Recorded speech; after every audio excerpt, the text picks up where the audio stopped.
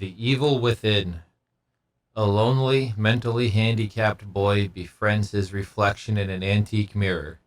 This demonic creature orders him to go on a murderous rampage to kill the people he loves most.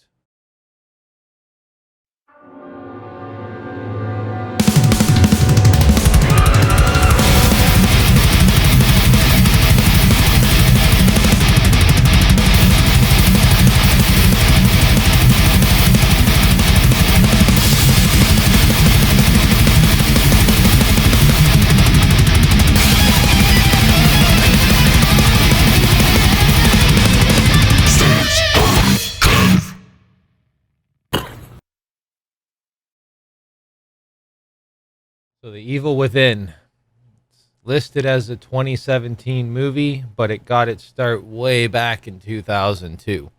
It was plagued with a fair bit of issues, from funding, fights with the actors and actresses, and a lawsuit from a studio assistant. After many stops and starts to the production, filming was completed in 2008. Getty began obsessing over the final edit of the film and spent many years working to perfect it, but unfortunately, he died in 2015 before it could be completed. Producer Michael Luceri, who had also assisted with the editing, finished the film. And sadly, it was a hemorrhaging ulcer caused by a meth addiction that took out, what's his full name? Andrew Gettys. Rest in peace, Andrew. This film also has Matthew McRory in it. Another rest in peace. If you don't recognize the name, it's this dude right here, who most of you will probably know as Tiny from Rob Zombie's House of a Thousand Corpses and Devil's Rejects. Now, with all of the sad shit out of the way, let's get to the fucking movie, shall we? Flick was dope. It stars Frederick Kohler as the mentally handicapped guy, and Frederick, I recognized him. The whole time I was watching the movie, I was like, I know this motherfucker. He played Andrew Schillinger in Oz, the son of the head Nazi in jail, and because of who his father was in that show, he got fucked up royally. But yeah, amazing actor in this movie. Very, very heavy on the dialogue to himself and to the figure he sees in the mirror, who is played by the legendary Michael Berryman. Again, you'll know him from some Rob Zombie movies, but most of all, you most likely know him from the original The Hills Have Eyes. Berryman is a fucking legend, and he was awesome in this. Super, super low dialogue role for him.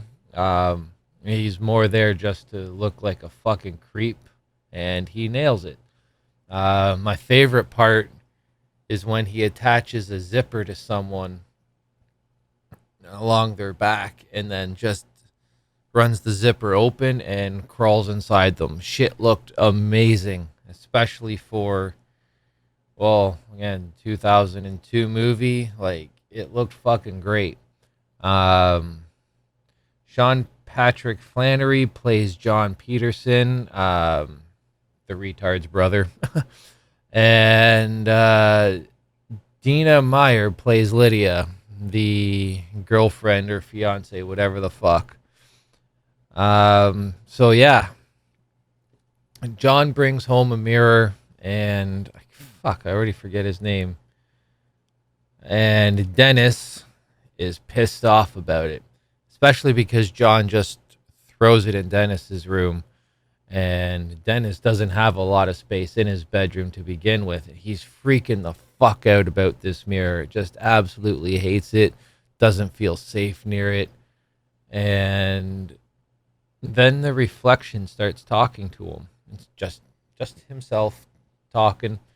And eventually we get to see Michael Berryman's character. I I'm just going to call him the Mirror Man. And it's a movie kind of similar to like The Exorcist 3. Yes, I finally watched it. Where you kind of want to be paying attention to the background so you can really catch some of the more nuanced shit going on in the film. Especially when he's looking in the mirror, you want to be watching because shit happens throughout the background and it looks fucking cool and it just added to the fun of this flick. Starts off by telling him to kill cats and other animals, which, yeah, it sucks and it's a cheap fucking reaction, but again, it's a 2002 movie and they don't show the animal killings on screen. You do see the dead animals as he's shoving them into a fucking cooler in the basement. And then that's where his brother finds these tapes about taxidermy and forensics, starts getting a little worried. But overall just kind of forgets about it. And then things progress to now he's hunting children. And now after that, he's told he's got to start taking out the people that mean the most to him. And that's where the fun really begins. There's not a lot of murder on screen, but when there is murder, it's fucking cool. Not super violent, or it's violent, but it's not super gory. But there's one kill, especially a throat slitting scene where they weren't shy with the blood. Oh, and this has the best debraining I've ever seen in a fucking movie. Holy shit, that was so cool. I can't believe I almost forgot about that.